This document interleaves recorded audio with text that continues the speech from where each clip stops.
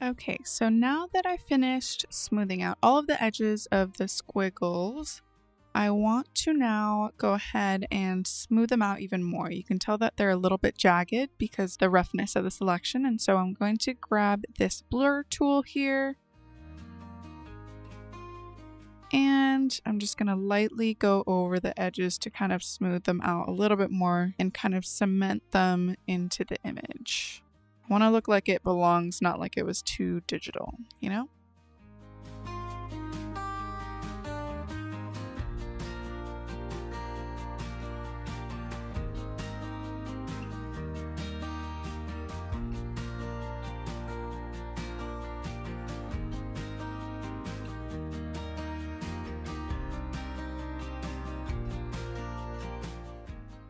So now that I'm happy with the blurred edges of the squiggles, I want to make some final adjustments here. I want to sort of extend this squiggle over here. So I'm going to just grab this part right here, copy and paste like I did last time, and I'm just going to skew this a little bit.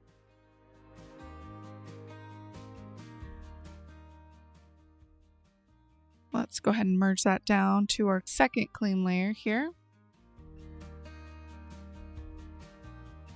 And now I want to sort of liquefy the squiggles here. I want to just make them a little bit more natural here.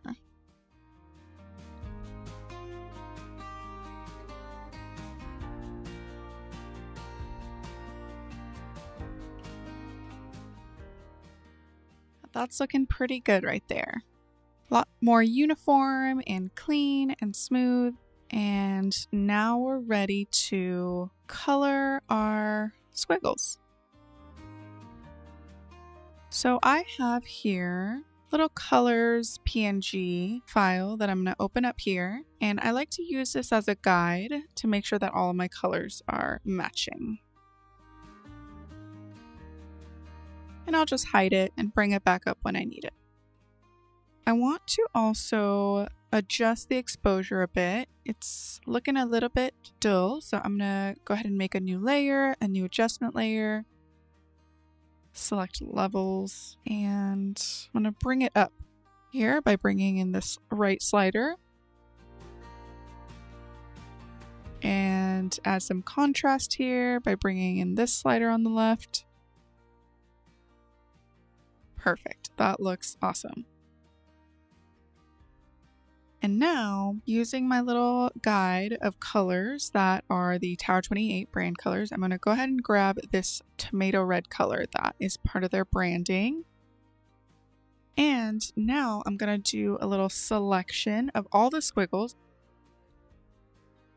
While I want to retain the texture of the backdrop, I do want to get as close as possible to the colors of their brand. And so I'm just going to go ahead and select all of the squiggles here. And I'm using the magic wand tool to make really quick selections while having a low tolerance. I don't want it to pick up anything I don't want. That's looking good so far. And sometimes if I want to speed up the process, I might up the tolerance a little bit higher. That tends to select it a lot easier. But as long as you get the gist of it, because we're going to be doing a little select and mask. And actually, I just noticed this little bit right here, so I want to make sure that I clean that up before I select. And I'll show you a little quick tip.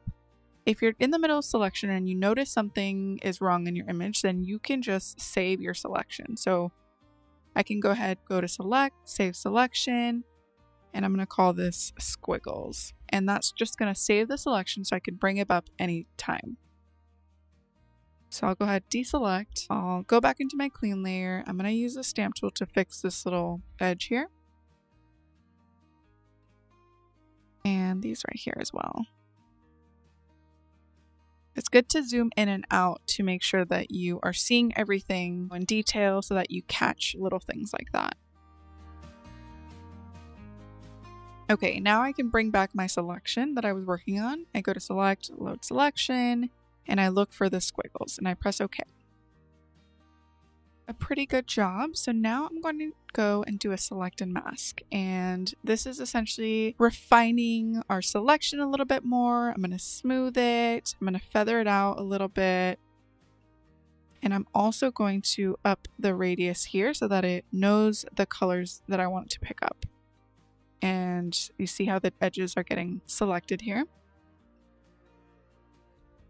Now that looks pretty good to me. So I'm going to go ahead and click OK. And with a new layer, I'm going to do a fill layer using the solid color. Press OK, and it's going to automatically bring up the color that I selected earlier. And there's a couple of things that I can do. I can either leave it this way. This doesn't look awful, but I do want some of that texture from the backdrop. So I might see if I can work with some of the blending layers here, or if I just need to lower the opacity a little bit. So I might stick to normal, but I will bring down this opacity, maybe about 50%.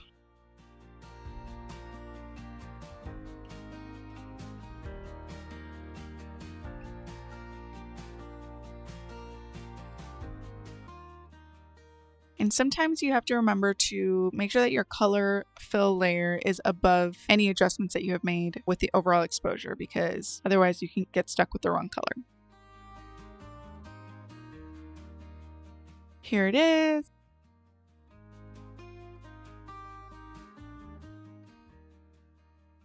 Here's 75. I think I like somewhere in between 70%. So I'm pretty happy with that. That looks awesome. And the other thing that I want to do is also bring up the background layer as well. So a quick trick is you can also do the same thing that we did before. Just selecting the background here and going ahead and go to select and mask. Same thing, we want to smooth out our selection a little bit, feather it out, and also bring that radius up as well.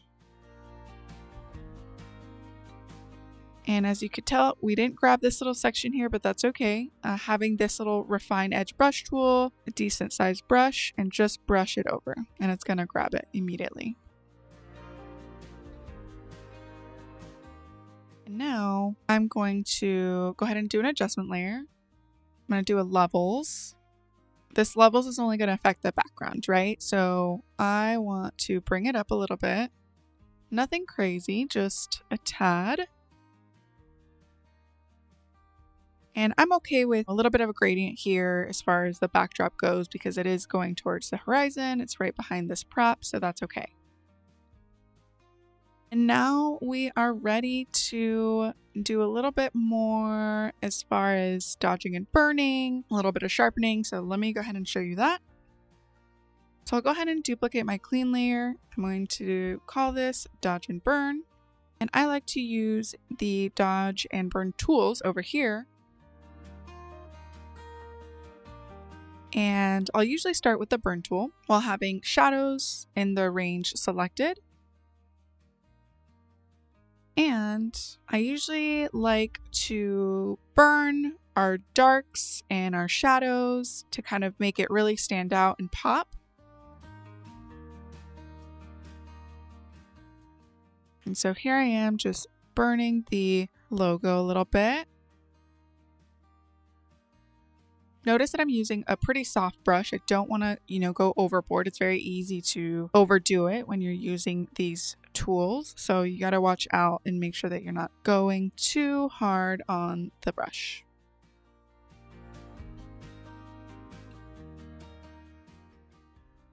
And you could tell that made a big difference on the products here. And sometimes I like to also darken a little bit of the shadows here, which is really nice.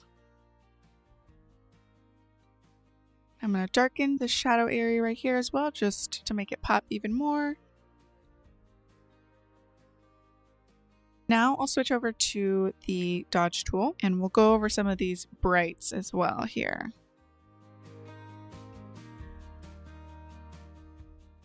So sometimes, for example, this packaging for Tower 28, their logo and their brand name is in light color. So this is where burning might look really nice and might make it stand out even more than using the burn tool.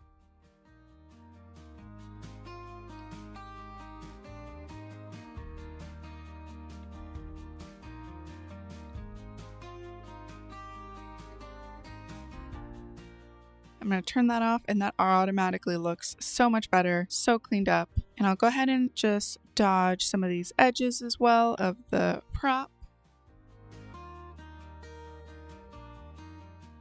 All right, now I'm going to use the high pass sharpening method to sharpen our images. And it's pretty simple. We always like a pretty high defined and sharpened look to our images. And so all you have to do is do filter, other high pass. And essentially what we're doing is bringing out all the details and the edges of our images. And I like to stick anywhere between 1.2 and 1.8. And we'll change this blending mode to either soft light or linear light. I like linear light because it looks very sharpened. And that is key when working in product photography. See the difference? So good. That is the final step of our retouching process. We've changed the colors, we've adjusted exposure, we've retouched all of their imperfections and dodged and burned. We've also done our sharpening, and now we're ready to crop our image. Since we have our guides here already, we know that we're cropping to a square. I'm just going to move on over to this guide here. I'm going to hit OK. I don't need these guides anymore, so we are good to go and clear them. And there's one last thing that I'm noticing here. This is what happens in product photography. Sometimes you notice small little things after the fact, and that's okay.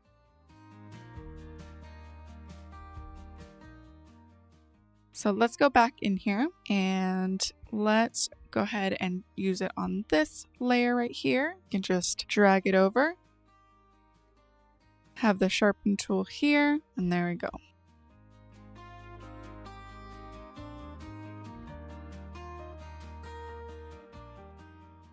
And if it doesn't look great, that's okay. You can always delete the sharpen layer here and just redo it again.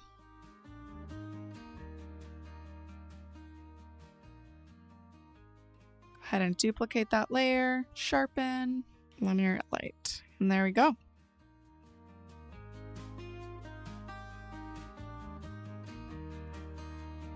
That is our final image for our Instagram feed. And to export it, you're just going to want to go ahead and do File, Export, and I like to use the Save for Web tool.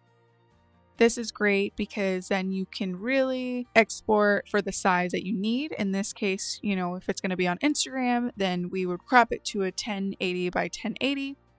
I want to retain some of the details, so I'm just going to go ahead and crop it down to 2000. And the quality doesn't need to be excessive. We can do about 65 to 75. And I might actually bring this down to maybe 1500 by 1500, get this down under 1 megabyte. That is how you save it, and we can save it onto our final. We'll name it the same way. We can creative Tower 28, still 1. Perfect. And that is the end of the retouching process for our first still. Let's begin the second still, which is for the Instagram stories.